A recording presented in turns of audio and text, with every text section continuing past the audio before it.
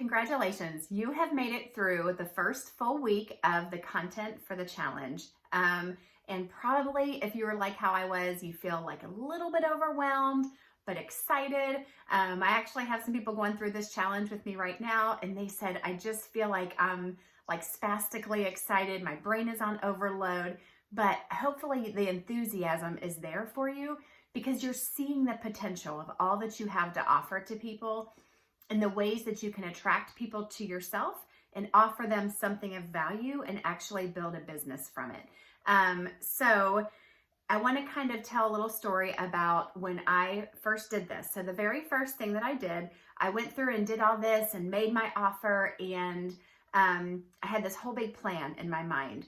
One of the parts of my offer was a 21-day challenge, and that challenge, I started it as just an offer for what I was doing with a bridge page, and the 21-day challenge took on this whole life of its own, where I was bringing in hundreds of people every month into the challenge. And so I shifted my focus over to the challenge. And what I'm seeing now, as I look back at my challenge, I kind of cringe a lot at some of the stuff that I created at the beginning. So I just want you to know that what you create right now might not be perfect, and it will likely shift a lot as you go. My original idea versus what I've done for the last, 8-9 months is very different because I went with the momentum of what I had. And also know that the content that you create right now might not be perfect. It might not be beautiful. But what I did every month, as I would get ready to go into the challenge for the next month, I would recreate something like, oh, this is bad. My emails are not very good. I'm going to work on my emails. Oh, my videos need a little bit of tweaking. I'm going to work on my videos. I kind of just piecemeal went back and made things better, because what needs to not happen? You need to not spend the next 6 months perfecting all of your content and all of your offer and never getting it off the ground. Instead of doing that, I actually was making money during those months, bringing in new customers, growing my list, all while I was learning and perfecting. So that's just kind of what I want to caution you. Don't get stuck on this. Don't feel like you have, yes, you want it to be nice. You want it to be good. But where my sweet spot is in building community and drawing people in. And some of the other stuff just isn't as nice. The content, the design, all those things were kind of maybe like a 6, but it was okay. It was good enough for getting me started. And now I'm going back and tweaking some of those things. So don't feel like you have to get everything perfect at the beginning, because it's easy to have paralysis of analysis because you're so busy analyzing and wanting everything to be perfect that you never actually do anything. So my challenge to you, if you've ever listened to Mel Robbins, her 5-second rule, when I was feeling insecure and overwhelmed, I would just be like, 5, 4, 3, 2, 1, go. I'm launching this funnel. I'm launching this challenge. I'm sending the email. It's not perfect. It needs a lot of work, but I'm just going to do it, because by doing it is where you will actually learn and grow, and you'll be better the next time and be better the next time. I'm sure that I have referenced this before, but one of my favorite quotes in the ClickFunnels community is Garrett White.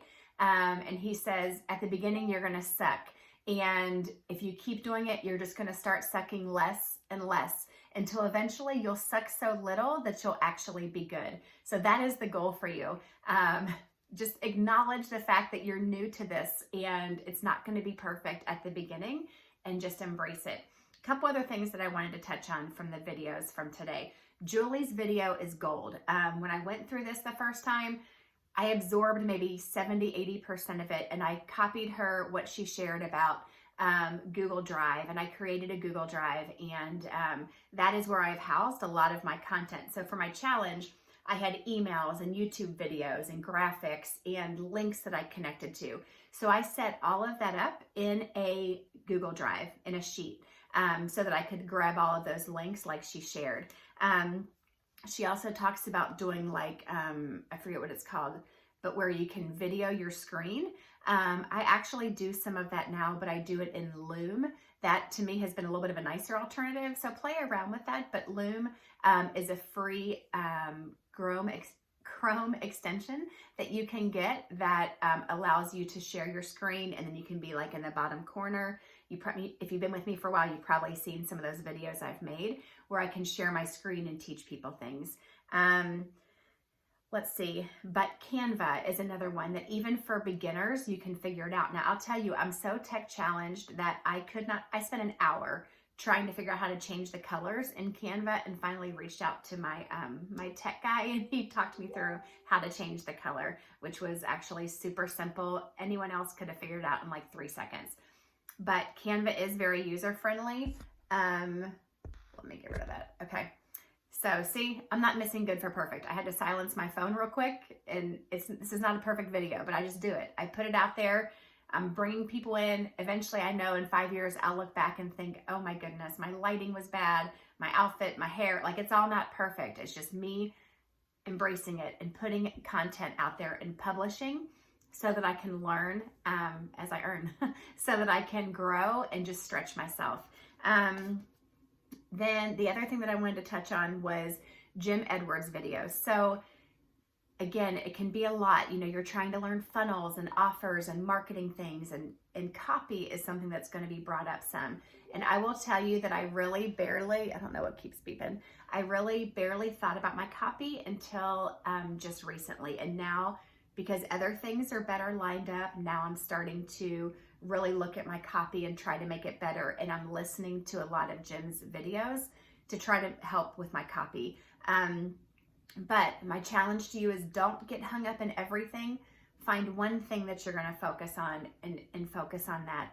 And for me, it wasn't copy for the first, half year or so. And now I'm just ready to start thinking about my copy. But I'm re-listening to his video again. I listened to it, a year ago. I listened to it again last week, and I've got it on my list of things to listen to right now because it directly applies to something in my business right now that I'm trying to make better. So that's how I learn, is instead of just, oh, I should watch a video on making TikTok and Pinterest and all these things that I'm not actually doing right now. I think, what is my biggest weakness right now? One of them is my copy. So I'm listening to Jim's videos on copy, right? Instead of trying to absorb everything at one time.